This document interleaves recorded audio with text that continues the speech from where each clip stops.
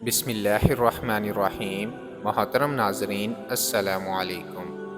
نبی اکرم صلی اللہ علیہ وسلم کا ارشاد ہے کہ قیامت میں آدمی کے اعمال میں سب سے پہلے فرض نماز کا حساب کیا جائے گا۔ اگر نماز اچھی نکل آئی تو وہ شخص کامیاب ہوگا اور بامراد۔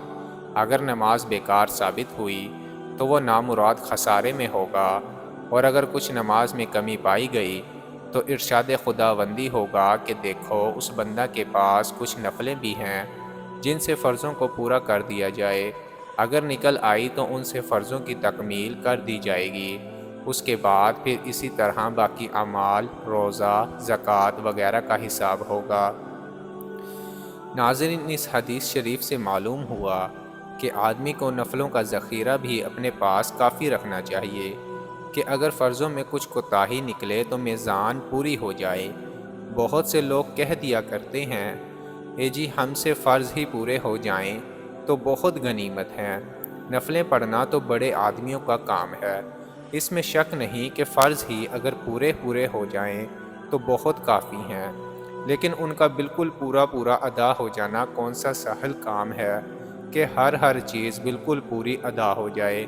اور جب تھوڑی بہت کوتاہی ہوتی ہی ہے تو اس کے پورا کرنے کے لیے نفلوں بغیر چارہ کار نہیں۔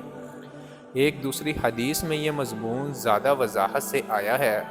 ارشاد ہے کہ اللہ تعالیٰ نے عبادات میں سب سے پہلے نماز کو فرض فرمایا ہے، اور سب سے پہلے اعمال میں سے نماز ہی پیش کی جاتی ہے، اور سب سے پہلے قیامت میں نماز ہی کا حساب ہوگا۔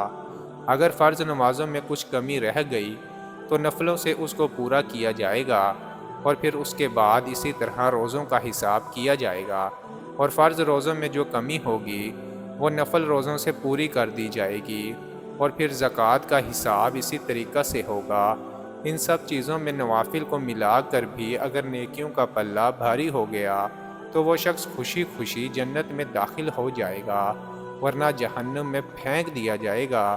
خود نبی اکرم صلی اللہ علیہ وسلم کا معمول یہی تھا کہ جو شخص مسلمان ہوتا سب سے پہلے اس کو نماز سکھائی جاتی۔ اللہ تعالی ہمیں 5 وقت کی نماز پابندی کے ساتھ پڑھنے کی توفیق عطا فرمائے۔ ناظرین، دین کی بات پھیلانا صدقہ جاریہ ہے۔ ثواب کی نیت سے ویڈیو کو شیئر ضرور کیجیے۔ جزاک اللہ۔